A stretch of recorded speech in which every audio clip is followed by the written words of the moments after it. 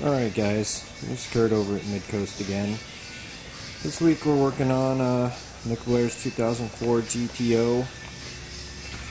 This car's been in here before. It's a 5.7 obviously, Maggie, 42 pound injectors, Ford injectors, the Magnuson air to water intercooler. He was having problems with really hot intake temps, so he got this Hendrix Engineering intake tube, which is really cool, carbon fiber, goes through the inner fender, so the air filter is outside the engine bay, and had me install that, and he came back for a tune. And so we'll see what it made. Previously, I believe this car was making 422. We'll see what we pick up. And if this doesn't help, I think he's got a water meth injection kit ready for it too. So we'll do some pulls here, get them on video, and see what we can do.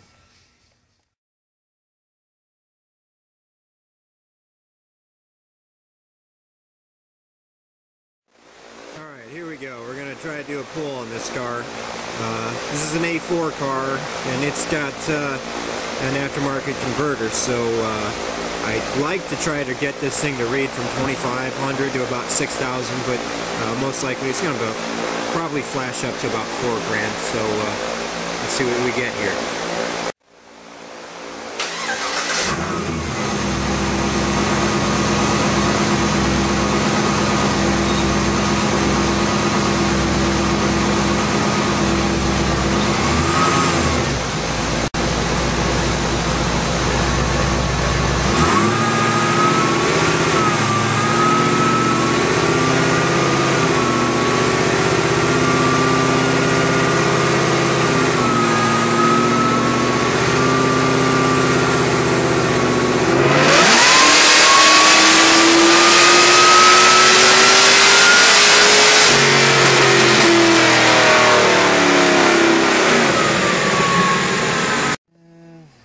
You guys might not be able to read that, but it was 446.9 horse at 6120 and 411.6 torque at 5181. Alright, here we go again.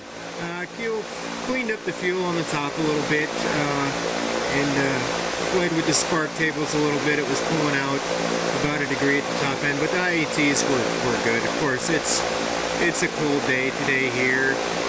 Even though the dyno room is about 65 degrees, in the summer this thing is still most likely going to have pretty high intake temperatures. So make another pull here and see how it goes.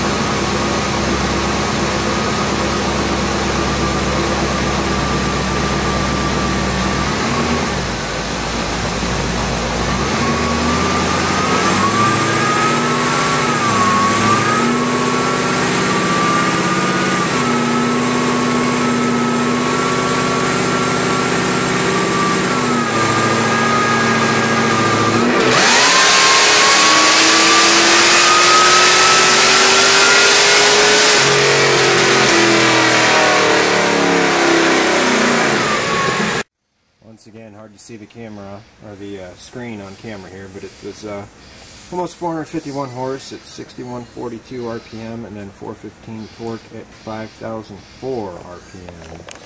And view the trace here. You can see nice, flat, I don't know if you guys can see that, the black line going across this way is the air fuel, nice and flat. Alright. Because it's so hard to see the monitor on the camera, I went ahead and overlaid the graphs and printed them out. The dashed lines is the previous runs with the old intake tube and MAF on it, and the new one is the LS3 MAF and the Hendrix carbon power chamber, I think is what they call it. Anyway, it ended up picking up almost 29 horsepower, and as you can see, it kind of gains, increases with the RPM as you would kind of expect with the freer flowing intake on it. It's still making power where I shut it off at about 6150. You can see the air fuels are comparable. Picked up a fuzz a boost, a little bit less restriction on that intake side. So there it is, 451 horse on the Mustang dyno, on the Heartbreaker dyno.